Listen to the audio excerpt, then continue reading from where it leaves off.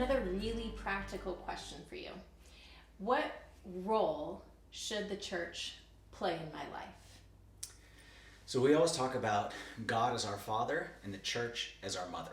Okay, so like any good mother, a mother's job is to make sure her children are healthy and nourished and well taken care of. Well, the church is the same way. So the church as our mother nourishes us through the mysteries or through the sacraments. Okay, and when Jesus was speaking to St. Peter back in Matthew chapter 16, and he said, "You're Peter, on this rock I'm going to build my church, and I will give you the keys to the kingdom of heaven." Okay, he said, "I'll give you the keys to the kingdom." So those keys to the kingdom, those are the sacraments.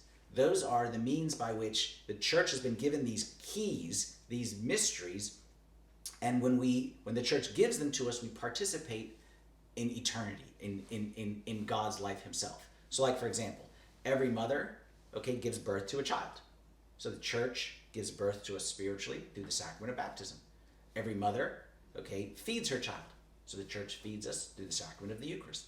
Every mother washes her child when the child is dirty. So the church washes us through the sacrament of confession. And all the mysteries of the church are that way, okay? And it's even beyond just the formal mysteries. The church is our mother, and she guides us.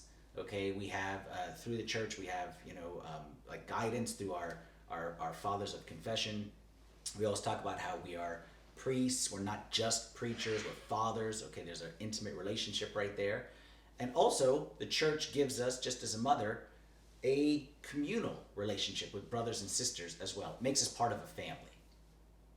Can I grow in my relationship with Christ if I don't have those components in my life? You could reach a certain point, okay, but I would say the fullness of what God intends for every person is found in his body, which is the church. Because again, we talked about this in an earlier video, is the goal isn't to just learn about Christ. You can learn about Christ outside of the church. Like I said, you can go Wikipedia, you can Google, or you can read the Bible and learn about him, but that's not the goal.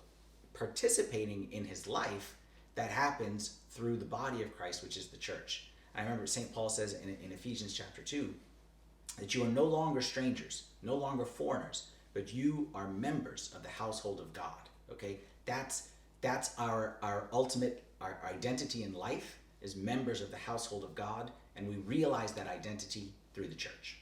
And we always say in our church, you always tell us that in order to grow spiritually, we also need to be growing relationally. Absolutely, because it comes down to a relationship with our Father up in heaven and our mother, the church, and the rest of the brothers and sisters in the family.